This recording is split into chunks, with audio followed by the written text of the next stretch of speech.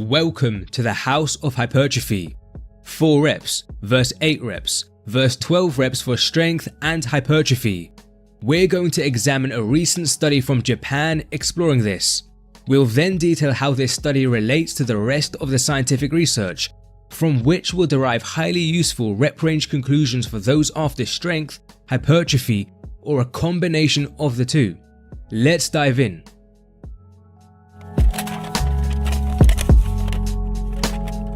The researchers recruited 42 physically active but not resistance trained men. Later we'll discuss whether the untrained status changes our interpretations. Subjects were assigned to 1 of 4 groups, a 4, 8, 12, or control group. We won't mention the control group any further.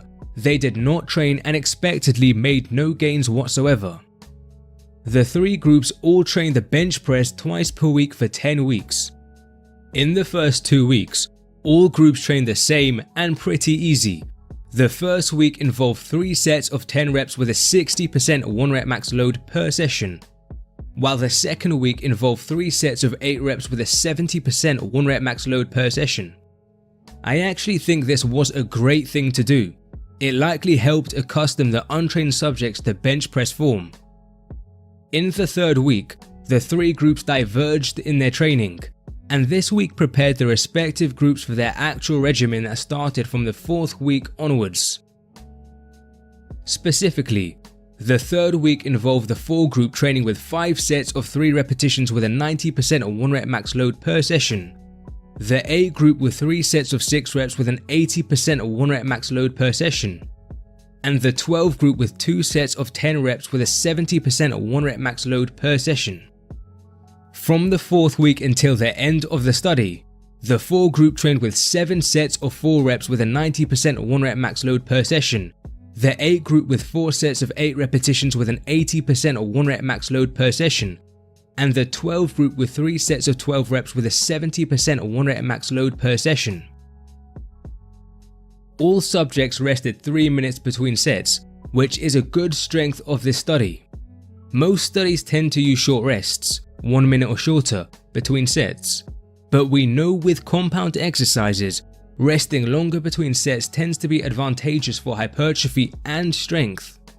Although 3 minutes of rest between sets were used, subjects weren't always able to sustain their target rep numbers across sets due to the relative loads used. For example, someone in the 12 group may have hit 12 reps on the first set, but only 10 or 9 in the second and third sets. Nevertheless, as subjects improved and managed to sustain their rep numbers across sets, so someone in the 12 group managed to perform 12 reps in all 3 sets, loads were increased by 2.5 kg for the next session.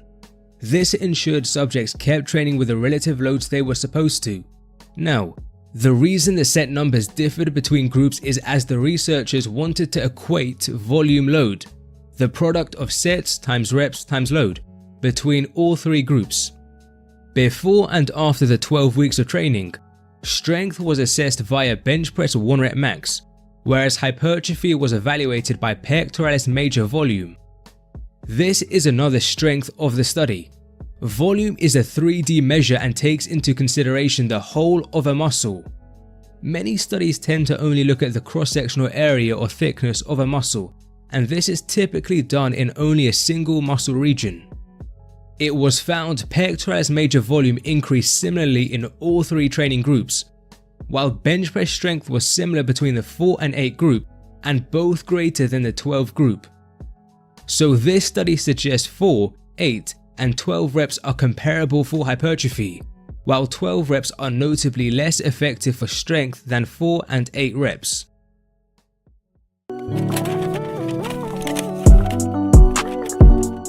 This study adds to the literature indicating a wide range of rep ranges are similarly effective for building muscle. The literature indicates this applies to both trained and untrained individuals. Rep ranges simply aren't overly important for hypertrophy. The key is for you to get to or close to failure with your repetitions, which was done in the study just overviewed. You probably want to get 3 or fewer reps from failure. This runs counter to the popular traditional rep range continuum, which states 6 to 12 reps are superior for building muscle. and is commonly seen in classic personal training textbooks and social media posts. Now, we know set numbers were not the same between the three groups, as the researchers wanted to equate volume load between them. Some may be thinking this proves volume load specifically is crucial and correlated with muscle hypertrophy. Yet, I'm very skeptical of this, simply because as we explored in another video, numerous lines of evidence suggest volume load precisely is not related to gains. Instead, a more accurate interpretation may be that lower reps, 5 or fewer, are less efficient for stimulating growth per set, so require more sets to compensate for this and ultimately achieve similar growth to more reps with fewer sets. I say this for two reasons. Firstly, the literature tends to suggest when rep ranges are kept constant, more sets produce more hypertrophy, up to a point. So with a rep range less effective per set, it's logical performing additional sets can be effective compensation. Secondly, other research supports this. A 2016 study from New York had trained men perform 3 sets per exercise a session, and found muscle growth outcomes were largely better when performing 8 to 12 reps to failure per set, as opposed to 2 to 4 reps to failure per set. Another 2014 study from New York found performing 7 sets of 3 reps to failure was similarly effective for hypertrophy outcomes versus 3 sets of 10 reps to failure. So 5 or fewer reps are likely less effective per set for hypertrophy, but performing extra sets can adequately compensate for this. I should also note that 1 or 2 reps per set might not be effective for hypertrophy at all. We've examined this evidence in another video. Overall, reps between 6 and 35 are likely similarly effective for hypertrophy per set. For example, yet another 2015 study from New York found in trained men performing 3 sets per exercise a session, hypertrophy outcomes were similar between training with 8 to 12 repetitions to failure and 25 to 35 repetitions to failure. Some may be thinking, hang on a minute, in the initial study we looked at, didn't the 8 group perform more sets than the 12 group? So if per set 6 to 35 reps are similar, and more sets tend to be better, why didn't the 8 group see more gains? My speculation is the set number differences were not big enough. Remember, the 8 group just performed 1 more set per session than the 12 group. Summarizing this section, a wide range of rep ranges are similarly effective for hypertrophy in untrained and trained folks.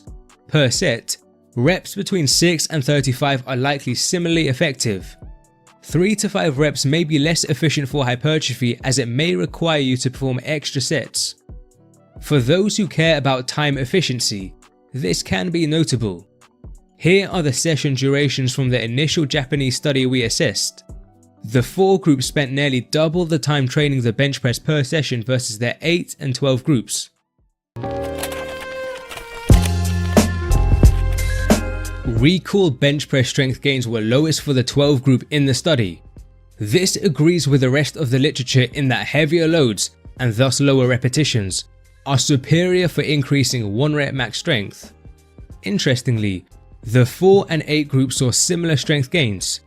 The fact subjects were untrained may be relevant here, as there's potential evidence to believe in more trained individuals, 4 reps would be superior to 8 reps for strength.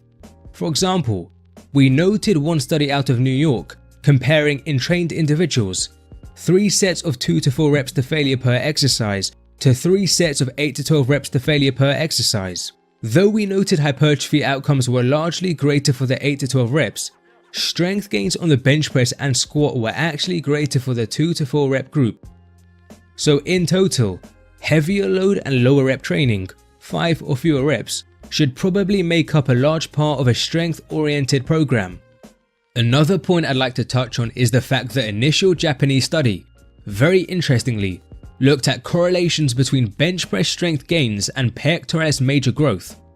For both the 4 and 8 groups, there was no correlation between them, yet for the 12 group, there was indeed a correlation between strength gains and size gains.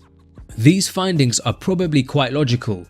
Muscle size likely contributes to strength, as muscle growth achieved via an increase in contractile components increases your strength capacity. Yet, we also know adaptations in the nervous system that result in your brain and/or spinal cord sending stronger electrical signals to the muscle also play a role in strength. Heavier load training tends to stimulate these nervous system adaptations more. Thus, the lack of correlation between strength and muscle in the 4 and 8 groups is probably because nervous system adaptations clouded the effects of hypertrophy on strength, whereas the 12 group probably experienced fewer nervous system adaptations, perhaps explaining why we were able to see a strength and size correlation with them. I think this finding has a potentially interesting implication. As an individual becomes more and more trained and essentially maxes out nervous system adaptations and other non-hypertrophy related factors like movement efficiency, muscle growth is one avenue by which you can further increase strength. We know heavier load training, 5 or fewer reps, can stimulate both nervous system and hypertrophy adaptations, but given you've maxed the nervous system adaptations, you should be more concerned about the hypertrophy aspect. However, we know that 5 or fewer reps may not be efficient for hypertrophy. You need extra sets, and because you've maxed out nervous system adaptations and now only care about hypertrophy, using higher reps can be viable in this context for increasing your strength efficiently. Having said all of this, a limitation is I have no idea when nervous system adaptations could max out. It's commonly believed the bulk of nervous system adaptations occurs within the first few months of heavy enough training, and this may indeed be true. Yet, there's still evidence of further nervous system adaptations in well-trained individuals. Another problem is it's theoretically possible someone maximizes, or at least practically maximizes, their hypertrophy before they even maximize nervous system adaptations. Overall, more research is needed in this area. At the very least, the logic we've overviewed probably demonstrates that higher rep training in strength-oriented athletes can very well be justifiable.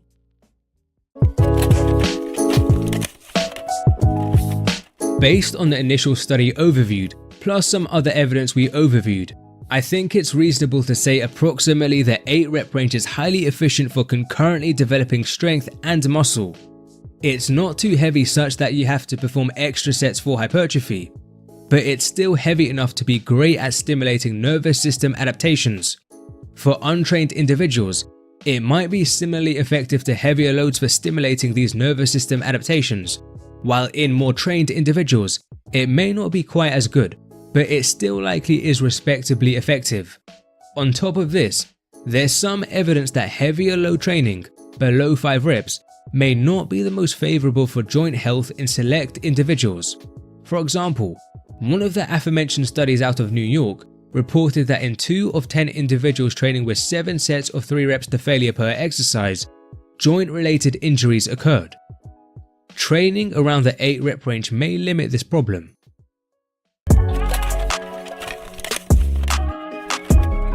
Crystallizing everything, 6 to 35 reps are likely similarly effective per set for stimulating hypertrophy. Training with 3 to 5 reps may require you to perform extra sets to see similar hypertrophy. For strength, heavier loads and lower reps, 5 or fewer reps, tend to be better, particularly in trained individuals. Finally, the 8 rep range zone is likely highly efficient for concurrently developing strength and muscle. If you've made it this far, I have a free ebook you might like. It's the ultimate guide to bench pressing for strength and/or hypertrophy, with over 100 scientific references. Whether you train for strength and/or hypertrophy, we discuss technical factors like grip width and bar path, training factors, rep ranges, volume and frequency, comparisons between the bench press and other similar exercises, and other fascinating science conducted on the bench press. Access the ebook via the link in the description or comments.